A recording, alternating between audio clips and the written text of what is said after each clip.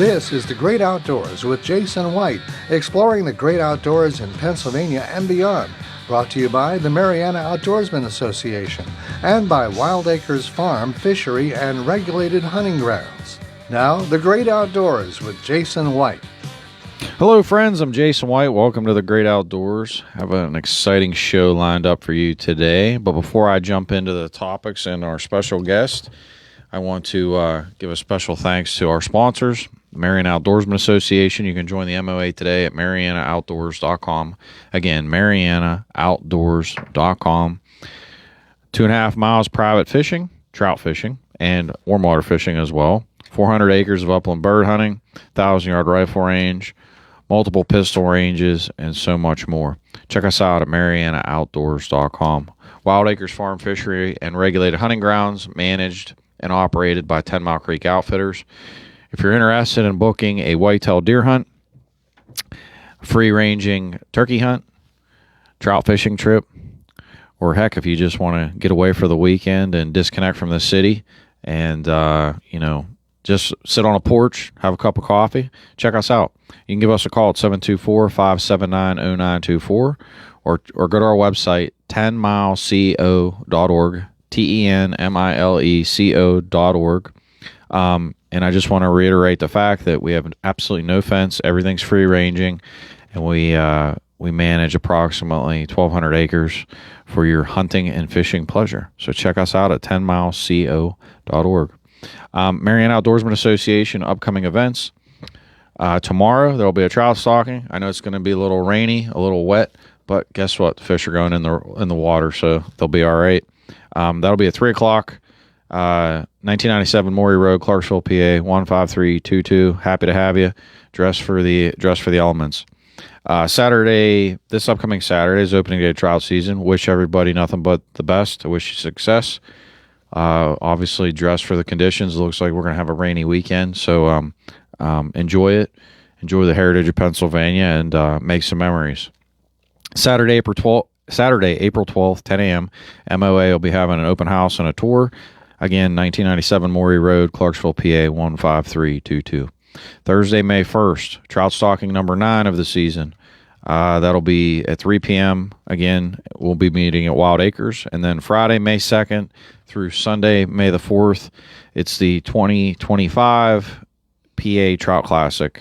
If you want to register for that, information is on our Facebook page and also website. Facebook's Mariana Outdoorsman Association. Just go to the events and you'll see the 2025 second annual PA Trout Classic. Everything's basically there. Explains how to go ahead and register.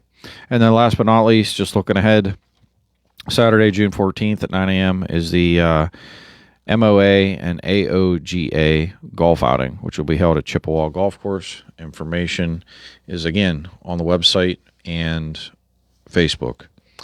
So my guest today, Brian Pitell, is the president of Safari Club International. Thank you so much for coming today. Thanks for having me, Jason. It's a pleasure and an honor to have you. I'm very excited. We got a lot to talk about. But before we dive into major issues, if you don't mind, tell the people listening about yourself, about the organization, what you guys do, and we'll dive into it. Well, that's a big topic. I'm from Pennsylvania, grew up just north of Pittsburgh, Cranberry Township, and have a financial planning practice in Zillionople now. And, fell in love really with bow hunting at an early age, like right out of the gate. When I was 12 years old, that was my favorite thing to do and remains my favorite thing to do. And it really, that has been how I've spent most of my time in the field is archery hunting here in Pennsylvania. So, it really wasn't until quite a bit later in life that I started to travel outside the state and then, outside the country to actually pursue sporting adventures. And, as far as my involvement with Safari Club International, I am the current president of the Pittsburgh chapter, and we serve 2-year terms here, and I'm coming up on 1 year here in June. Fantastic. The how many chapters of Safari Club are there in the state of Pennsylvania? There are 7 in Pennsylvania, so maybe we'll take a step back for folks that might not have any frame of reference for what SCI is. SCI meaning Safari Club International. At the 50,000-foot view, we are a pro-hunting, pro-conservation organization with an international footprint. So the mission is simple. It is to protect the freedom to hunt and to promote conservation worldwide. I'll unwrap that in a second, but organizationally, if you would include all of the members, the individual members here in the United States, our international members and affiliates, membership is over 100,000. Over 150 chapters operating in over 115 countries. So a pretty big footprint, global footprint for sure. When you look at the mission statement to protect the freedom to hunt and promote conservation worldwide, I think it's important for people to understand what that really means. So it does not matter what you hunt, whether it's pheasants or white-tailed deer here in Pennsylvania, or elk in the Rockies, or Cape buffalo in Mozambique. It does not matter. We are not species specific. It doesn't matter how you hunt. So it doesn't matter whether you hunt with a bow, a crossbow, a shotgun, a rifle. We're not weapon specific, and we are not geographically bound. So you could say, I just hunt in Pennsylvania. Great. Guess what? We stand with you. You could say, I just traveled to Africa to hunt. Great. We stand with you. It does not matter. So it does not matter, what you hunt, how you hunt, or where you hunt. Safari Club is supporting the freedom to hunt. Well, I certainly love that. And I've, as you're aware, I've been neck deep, and I would say the outdoors, not only from my youth, but having the opportunity throughout the years to meet people like yourself. It's so amazing to find out that, to your point about 115 countries, and the fact that things that we're talking about on this show have connections across the world. Really, like there's a lot of people do not connect sportsmen, hunters, and fishermen as these big time conservationists, and we really are. And I think that's something else you mentioned about that I think is really important to me. Is the fact that not only the access to hunting, but also how critical conservation is for hunting. And it's not just here in Pennsylvania. That's a global phenomenon for sure. Hunting is conservation. You can't separate the two. It is a tool that can be deployed for sustainable use. And when you do begin to go outside the country, what you find is the challenges that we face here, the sporting community faces in other countries. And it's easy to get engrossed in your own world, right? Your own scope. But the truth of the matter is that bad ideas travel fast. And it is beyond coincidence that the challenges that we face here in like the United States, let's say predator hunting is a hot topic, right? Cats is a very current hot topic with the issue that they had on the ballot out in Colorado there with hunting mountain lions. But you see these same issues pop up in Argentina, South Africa. So it would be naive to think that the folks behind some of these bad ideas are not connected, right? Mm-hmm. And we might not want to pay attention with what is happening in maybe other states or other parts of the world, but as a community, we have to. Our environment demands that we pay attention to those things. Do you feel that the people that are anti-hunting, that it is, when they make their arguments, would you say, is it science-based or is it more political and activism-based, just for, because obviously those two are not connected? Because the way I see it, those in conservation and those in hunting and fishing, we always strive on science. And when I hear these other people talk, I don't necessarily hear that. It's more activism, like they don't want to see pictures or they don't want to see certain things. And I think that's completely not science at all. That's just my opinion. What do you think? So I will offer my opinion. I blame it on part of it on what I would consider the over-domestication of life. Many people live in a world that is, it's easy. So you don't have to strive for basic things, and it allows you to live based on maybe how you feel about the world and not how it actually is. So I look at kind of in two silos. You either don't want to know the truth, or you know the truth and your agenda wants you to push something else. Right? That's all that there really can be. So there's groups of people that actually don't understand, and that is actually understandable if you've never been exposed to it, you've never seen it, and learning about it and seeing it firsthand are two different things.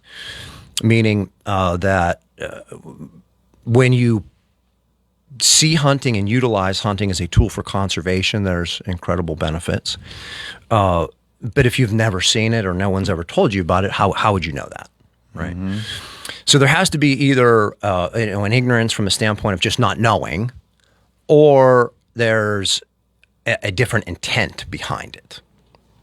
There's they're being incented for some other reason. Well, I could say from my experience, when I've seen activism, I'll say in a negative way, and when hunting and fishing techniques are not properly utilized, you end up seeing the scales tipped, and next thing you know, it's like the wolf, to where now, people's, by not managing it properly, and by allowing, I would say, the scale to tip the one way, now you're seeing situations where people's animals are being eaten and destroyed, like livelihoods are being destroyed. I could give the same arguments in other capacities about other species. I know I've talked a lot about raptors and migratory birds, and there's even correlations with avian influenza and your egg prices that everybody's dealing with right now. It all goes back to conservation and conservation management. And when you have people not only in these activism groups, but also within the bureaucracies making wildlife decisions without science or leaving gaps in science, it presents a lot of problems. And I certainly applaud the fact. Do you have any examples? I know you've told me some stories in the past, but any other countries to where hunting's frowned upon? Do you have any examples where people could understand like what other countries deal with or how it's perceived in other communities? There's probably there's a laundry list of them. But I would probably encourage people to read the book Bringing Back the Lions by a friend of mine, Mike Arnold. It talks about how hunting has been utilized to restore communities and restore wildlife in Africa. There's another book, I believe it's called Cries of the Savannah, and it was written by, I should know this, I want to say Susan Tidwell, and she's actually from Butler County, and it was her experience on her first trip to Africa. So, there are a lot of countries, like Kenya kind of comes to mind, where they just basically said, we're not hunting, and they haven't, I think, I'm going off of memory here, but I think it's like an 80% drop in wildlife, because it's being unmanaged, and as a result, it's being poached. Mm-hmm. And this kind of goes back to, to understand what SCI is. It's important to understand what SCI does, and at the top of that list is advocacy and work with legislation. So we are, I believe, the only NGO in the sporting space that has a staff of 8 full-time paid attorneys. Why? Because what I think a lot of people in the sporting community don't understand, and and rightfully so, they wouldn't, is that there's an attack on hunting every single day. It's not an exaggeration. It's not an overstatement. There are organizations out there that make their business model is filing lawsuits. That's how they generate revenue. It has nothing to do with wildlife. Who is thwarting that effort at the federal level? SCI, on the front line all the time. The hot topic right now, just last week in Washington is the Endangered Species Act. You and I talked a little bit about that. I don't know how many people really want to go into the weeds on that, but the point is that has implications for every country and people right here in Pennsylvania. Like it has implications for things that could happen this hunting season here in Pennsylvania, and it's hard to connect the dots unless you're a part of or plugged into an organization that keeps you up to speed on that, and that's what really SCI does on a daily basis. I mean, we have state liaisons that only 2 of them for the entire country right now, but they spend 120 days a year on the road and meet with their legislative team every single day. So when people say, well, what does SCI do? They do a lot. The problem is that, we live in a very distracted world and people want to be entertained. And let's face it, legislation and regulation is not sexy. It's not hunting grizzly bear, right? It's not something that people want to sit down and really think about and spend time on. But unfortunately, like it or not, the world that we live in as sportsmen and women has changed. And I mean, anybody that wants to be successful in the outdoors needs to understand what their environment's like. And you need to adapt to your environment. And the sporting community has to adapt to the fact that if we want to maintain this tradition, our way of life, this lifestyle, and implement real conservation, we have to adapt to the environment we're in. And that is a political one. Well, and I think right now you're seeing a lot of changes federally, a lot of changes being proposed. I know, and don't get me wrong, things like the Endangered Species Act, things like the Clean Water Act, when they were initially drafted, it was perceived that it was for good intentions. And I respect the fact that we need regulations and we need oversight because there are bad actors, there are bad characters. There's been, we as if you go back with history, to your point about Teddy Roosevelt in the past, you look at the people that acknowledge the fact that we need to be conservation minded and we can't destroy our natural resources. So, like, even as the history of the United States, we've made mistakes and we've taken our lumps, and it's created these federal pieces of legislation. But there's a but. The pendulum from those actions has now swung back the opposite way to where you're seeing a lot of what I would say negative consequences, lack of checks and balances. Things like the Endangered Species Act, the fact that folks are seeing in how many states all this death from wolves, I think is a very basic example that anybody could look at. I always give the migratory bird issue, the fact that, to your point, something, in my view, if something is not endangered, I firmly feel that the states should manage them with the hunting and trapping and fishing seasons limits, bag limits, etc. That's what they're there for. They're there as conservation tools.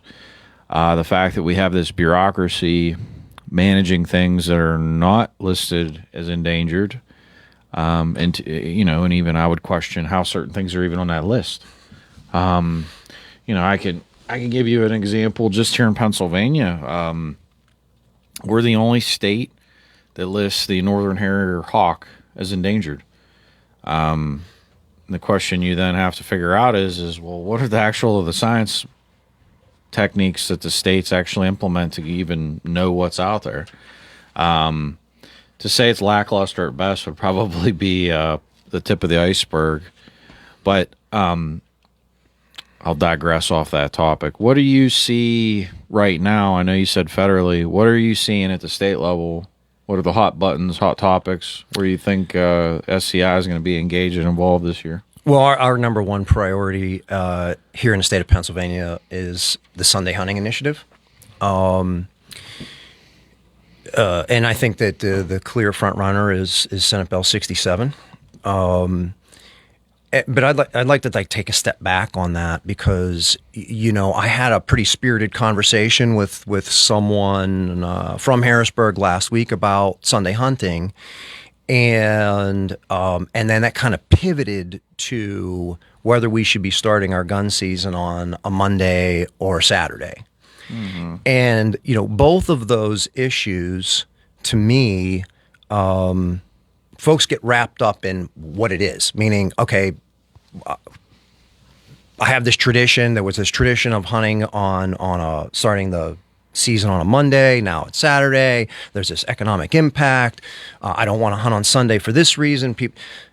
The point in all of this is that this is not a subject that should be left to the whims of someone's opinion. Mm-hmm. This should be a topic that's addressed by an organization that is tasked with managing wildlife, mm-hmm.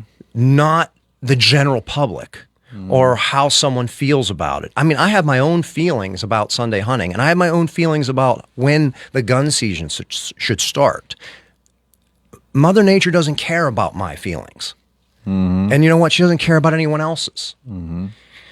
And it should be, the decision should be put in the hands of people that have the resources and to do the research and say, what is the best way to manage our natural resources in a sustainable way? Mm-hmm. If you go back to, the mountain lion hunting in Colorado, Proposition 127, I believe, that was defeated in November. And you're talking about putting a really complex topic of the harvest of a alpha predator mm-hmm. In the hands of the general public. Mm-hmm. And my guess is that some of these people that cast a vote might not have even been able to identify a bobcat in the wild. Ballot box biology has no place in managing our wild resources. And the primary reason for that, and this is my opinion, is that it will never work because Mother Nature doesn't get the vote.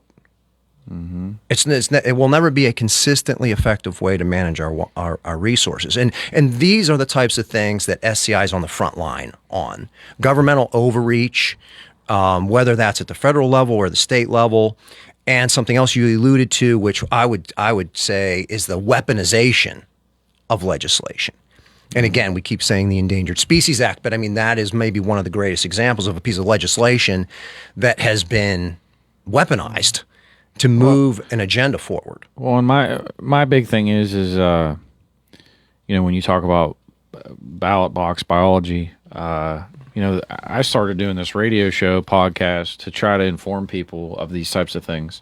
So to your point, how in the world would people get adequate information to even be able to intelligently vote on a particular topic if they're getting bad information? So, the agencies, that's why I'm so compelled about, if something is not endangered, the Game Commission is the agency in this state, the Fish Commission for fish, that is where it should be managed. And we have to, and if people want to say, oh, well, they don't do a good job or whatnot, well, that's a completely different subject. That's right. Like, there needs to be accountability then with internally in the agency to do the job the proper way. That doesn't mean that they shouldn't be overseeing. Mm-hmm. So we can have a lot of topics about methodologies or how they're structured internally. That's a completely different subject. That's a management problem. Mm-hmm. That's not the fact that they shouldn't be overseeing. And the other thing that I see is, you people have to be more engaged and involved to be accountable with the agencies. There's nothing wrong with asking questions and knowing things. For example, this got brought up recently. I know I've talked to you off the line here about ag tags, red tags, etc. But there was the Game Commission had actually recommended to move a date back for ag tags for harvesting of antlerless deer. And the whole reason was because one particular commissioner did not want to see anybody posting a picture online of shooting like a baby fawn. And I just simply asked the question. I understand people make mistakes, and I understand that's not the right thing to do is to put pictures like that online. I get it. But is that an emotional answer, or is that a science-based decision? Right. And, you can't punish the general public, whether this is wolves, whether it's crop damage from deer, crop damage from elk, damages from raptors. The list can go on and on and on to apply. You cannot force or subjugate the general public to emotional decisions or ballot box biology. And, we need to be science-based. We need to be accountable. We need to be caring. I had that conversation yesterday with USDA. All these federal employees are like up in arms saying, like, oh my gosh, like we're afraid we might lose our jobs. And I said this to this gentleman from USDA. I said, how would you feel? How would it make you feel if I said that I didn't care what the president did and he can get rid of all of you and, oh, well, but I said, that's not who I am as a person. I feel bad. Like, you're a person. I feel bad for you. I want you to be able to have a job. I want you, but I was like, you guys need to do the right thing. And I think that's the crux to how I feel about it is like with wildlife management, people are dealing with tons and tons of problems. Look at the avian influenza issue. It's like we're now putting federally out of the budget $1 billion towards that. I mean, without a shadow of a doubt, migratory birds are inevitably going to be the foundation of where that's all coming from and where it's spreading. And you and I talked about this before. When we manage wildlife, it's hunting techniques, and we manage geese, we manage ducks, we manage doves, and everybody's fine with it.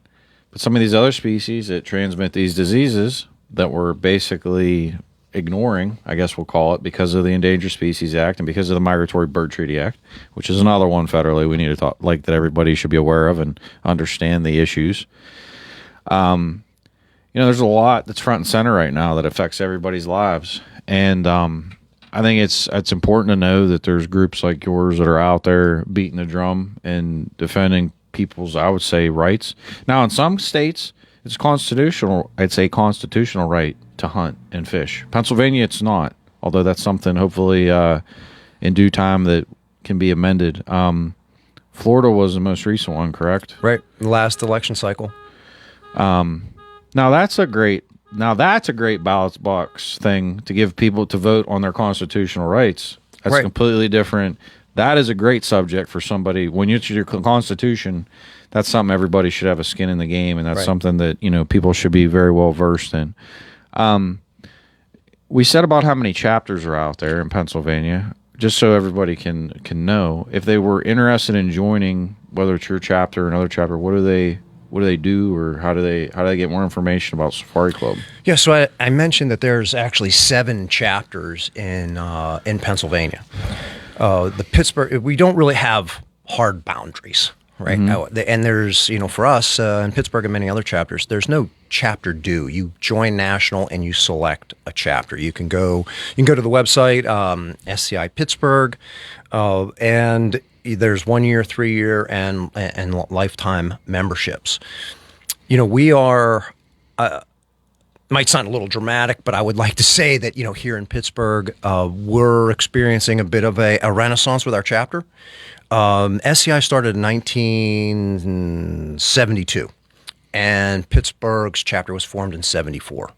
So the people that were instrumental in helping get SCI off the ground were also instrumental in starting, the Pittsburgh chapter here. So it was a significant chapter in the chapter network for many years.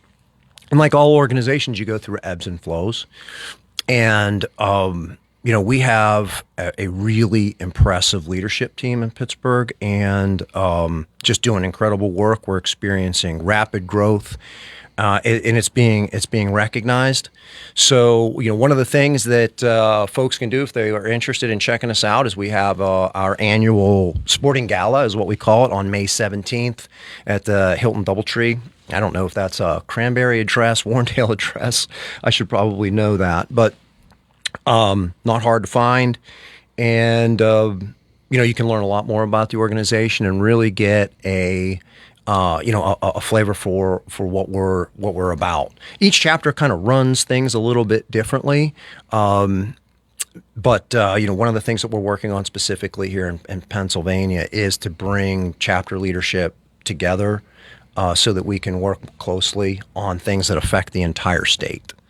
And we've got a lot of great team players because it's 100% volunteer. The chapter network is 100% run by volunteers.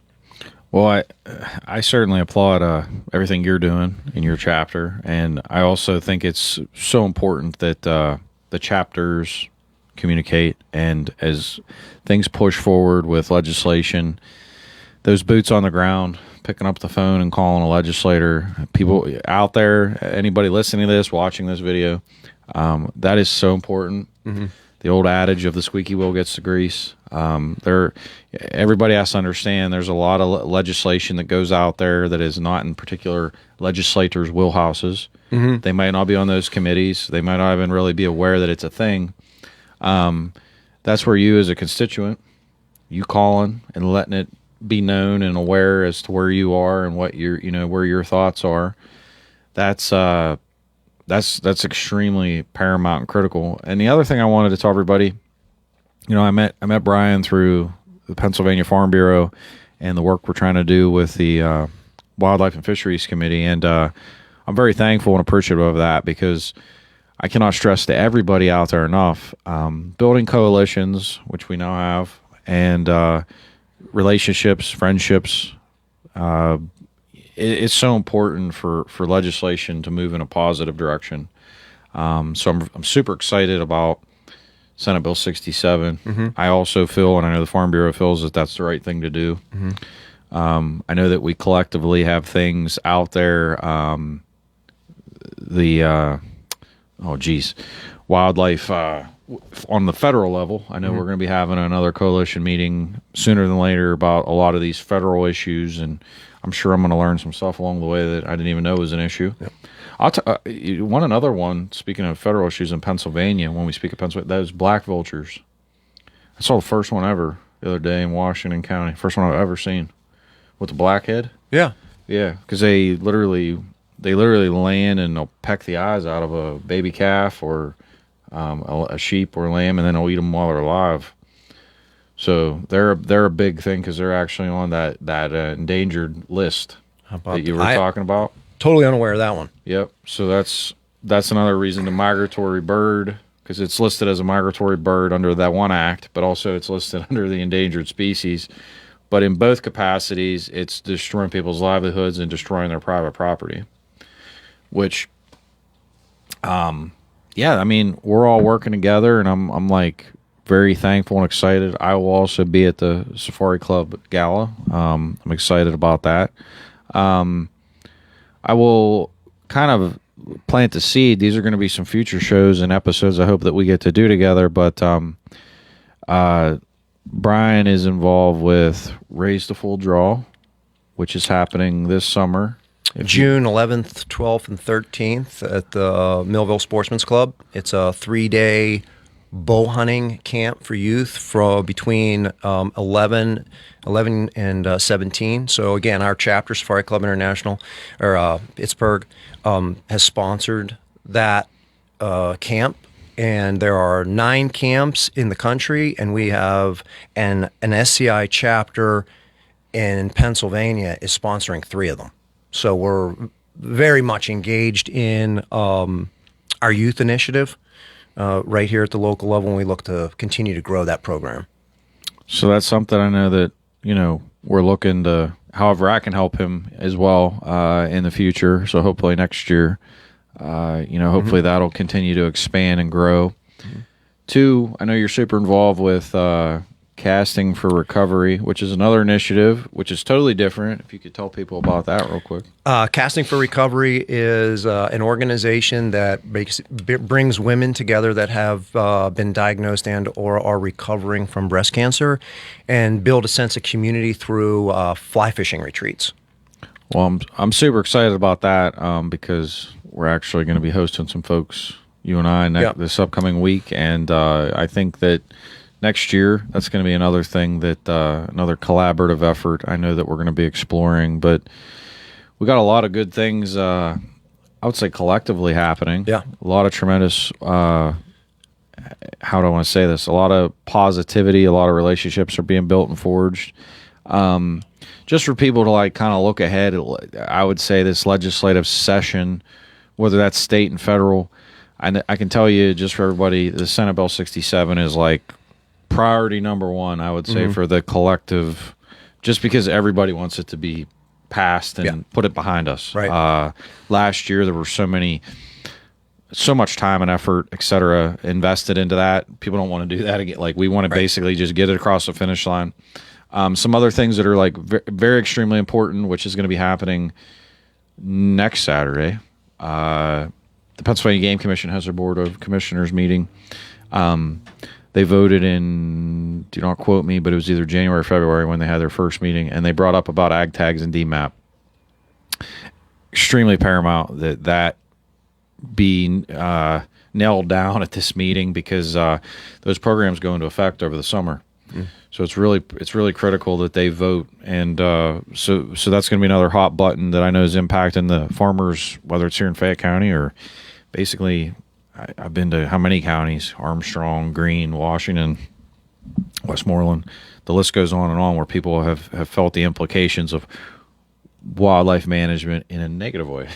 So we have to shoot some more deer, which hopefully we can also go round up some people that maybe can help with that this summer. I think I might know a few. Yes. So I'm excited about that to help people. Looking ahead, we're going to be working on collectively trespass reform and also ag biosecurity, which is extremely critical. I know we were talking earlier about the migratory bird issue. So when you then get into migratory birds, this is where you can end up having avian influenza roll in off of a goose and get an entire flock of chickens, or for that matter, other livestock sick. And it can have a lot of negative implications, not only on the farmer, but also then the food system and then inflation, so on and so forth. So when everybody's looking at egg prices right now, poultry prices, there is like one thing, Brian, I don't like, people do not connect how important and critical conservation and wildlife management is to their daily lives, even when you talk about the grocery store and how it impacts your bill. It's because they're over domesticated. Because they are over domesticated, and you are 1,000,000% correct. Some other things, the U.S. Fish and Wildlife has been having, I know that their director was being interviewed by the Senate. I want to say it was this past week, or the potential Secretary of U.S. Fish and Wildlife. That's huge. I cannot stress that enough. That could be a really big positive for the hunting community, and I would say wildlife and conservation management as a whole. So everybody should stay tuned on that. What are some other things? Migratory Bird Treaty Act, I know is being discussed. I know the Clean Water Act being discussed. Clean Water Act, you might think, well, what does that have to do with hunting? It has a lot to do actually with like culvert pipes, land access, crossings. There's a lot of stuff actually, like people that are in conservation that want to do conservation work. It's so detrimental to be able to do the permits and to jump through all the regulatory hoops. Like, it's actually completely back to the whole point of a pendulum. To what it was meant to do and what it's now being used for is like, it's almost like just like a weaponization, and it's counterintuitive for environmental improvements or enhancements. I think I mentioned about migratory bird. Another one that's huge right now is the endangered species. And anybody can go and Google about wolves, their negative impacts on people's private property. And I think that, to me, is something on a national level I think that is so paramount, is at what point does wildlife management in your private property rights and your rights constitutionally as a person and to own, where does it overlap, and where does the government go awry, or where do they? Do you know what I'm saying? Well, there, I think it was just last week. There was a bill introduced, or at least it was in a hearing. The Pet and Wild Livestock Protection Act. So I don't know all the details on that, but I think that was it's a response to pets and livestock being killed by wolves. So and again, you know, I'll go back. It's like who is getting behind this? Who's moving this forward? Who is alerting their membership on issues like this? Well, SCI is. It's our primary focus. Well, we're about out of time. Everybody, please join SCI. This video will be up for everybody to see in different places. Obviously, Brian mentioned about how to join. I'm Jason White. This has been The Great Outdoors, and you will see both of us very, very soon.